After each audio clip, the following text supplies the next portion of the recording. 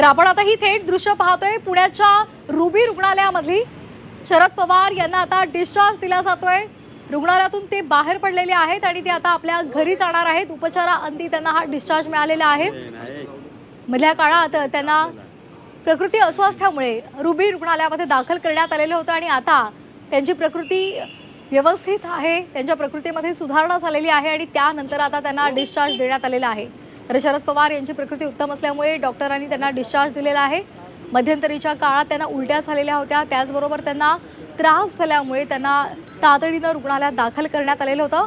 मात्र त्यांचा CT scan करण्यात आला, त्यानंतर रक्ताची तपासणी सुद्धा झाली आणि त्यानंतर ते सगळे रिपोर्ट्स हे नॉर्मल आल्यामुळे आता त्यांना रुग्णालयातून डिस्चार्ज देण्यात आलेला आहे।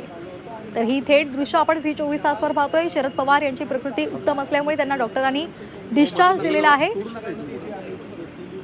चंद्रकांत पुणे आमचे प्रतिनिधी आपल्यासोबत जोडले गेलेले आहेत। चंद्रकांत, आता शरद पवार यांना रुग्णालयातून डिस्चार्ज देण्यात आलेला आहे। रुबी हॉल मधली रुग्णालयामधली आपण ही थेट दृश्य पाहतोय। काय अधिकचे अपडेट्स आहेत? होय, बरोबर। खरं तर त्यांना 11 वाजता डिस्चार्ज दिला होता, पण डॉक्टरांनी त्याच्या आधी सोडलेलं दिसतं। त्यांना इथून डायरेक्ट मुंबईला ब्रिज कँडी हॉस्पिटलला नेलं जाणार आहे। तिथं पुन्हा एकदा त्यांची तपासणी केली जाईल आणि मग त्यांचं रुटीन सुरू होईल असं सांगितलं जाते त्यांच्या कुटुंबियाकडनं आणि डॉक्टरांकडनंही।